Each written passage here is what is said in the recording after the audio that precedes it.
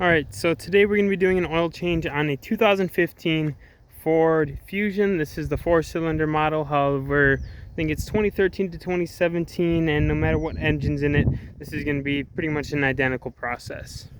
So going under the front of the car here, got a good jack point up on this bar here.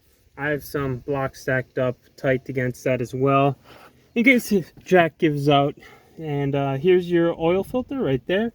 And then over, right at the tip of my finger, is where your actual oil drain plug is. So all pretty easy access. You barely even need to jack it up and you can get right to this oil pan. It's not going to be a long list of tools. We're going to have a oil filter wrench. I don't really like these, but it's what I got, so we're going to use it. We got some wrenches. Sockets would work better. Our new oil filter, of course, we're going to be replacing that in a funnel for when we're actually going to be filling the car with oil. So we're going to go ahead and we're going to take that back drain off. So now that we got this bolt finger loose, and I did this with the 15 millimeter for mine, so probably for yours too. This is finger loose, so I'm going to go ahead and pull our oil pan up closer so this can drain into there. And I didn't say that earlier, but it's not a bad idea to let your car run for just like a minute. Get the oil a little warmed up so it does come out quicker, a little more viscous.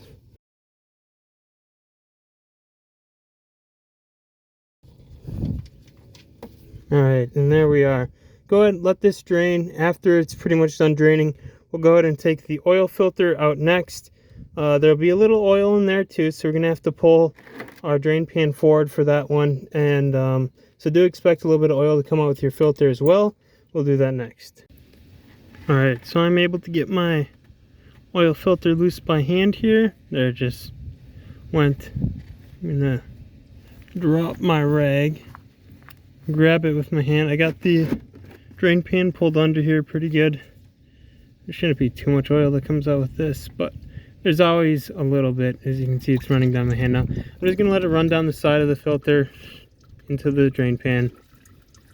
Then there'll probably be a little bit sitting in the filter as well. But just be cautious about that when it does drop out. Just pour it all into our drain pan. So there's our old filter. As you can see, it's basically done over there as well. So that means we are ready to install a new filter, which I have pulled out of the box and sitting right here. This is the new one.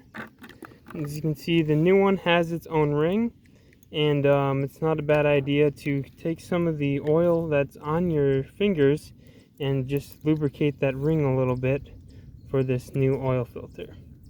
Now this one, the old one, was in there just about as tight as you can get it by hand, so I didn't need to use the oil wrench, however, or the oil filter wrench. However, this one might be a little bit harder, so I might consider doing that, depending on how tight I think I can get it with just my bare hand and the rag. So this one's just going to go up right where the old one was. Alright, so you can just go ahead and spin it on just like so. I already had it on there like over halfway. So this is pretty tight. I'm going to turn it as hard as I can with my hand. I'm probably going to grab it with a rag and try to just do it as tight as I can by hand. See if I can move it with the wrench a little bit more, and if not, then that'll be good. Alright, and with that new oil filter installed, we can go ahead and put our oil pan drain plug in. This one got a little dirty. That's because I dropped it. So you're going to want to make sure all your threads are clean, which is actually not too bad. And make sure you have this as well. Don't lose your washer. And then we can go ahead, after this is all clean, and reinstall that into the back of the drain pan as well.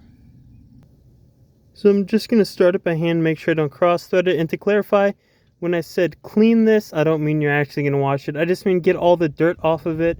It's fine. It's covered in oil. That's part of its job. So get it as tight as you can by hand, and then go ahead and tighten it up with your ratchet as well. Now this won't need to get super tight. You don't need to torque it on or anything. Just do it pretty good.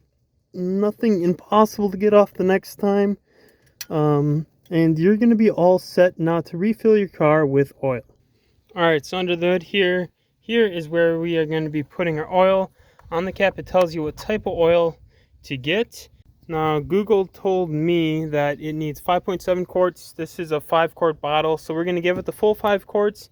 We're going to then check to see what our oil level is at, and as long as it's in a good full range, we'll probably leave it at that, and we won't need any more. And just gently pour it in.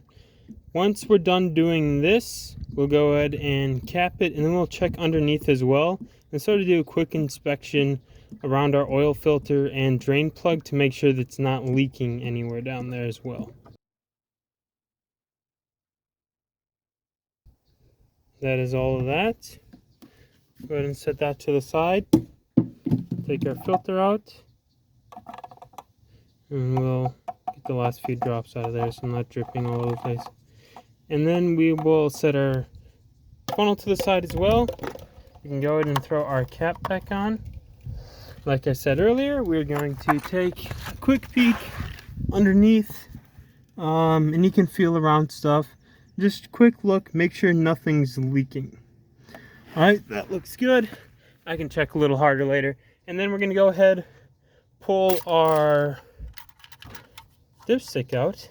It's probably not going to show much right now. Clean it off, dip it in, and then we'll check to see what our oil level is. So we're like most of the way up to where the rough patch ends. We could throw a half a quart in there if we wanted to, but honestly this will be fine. We can check it however many miles down the road you'd like, and if you think you need to add more, go for it.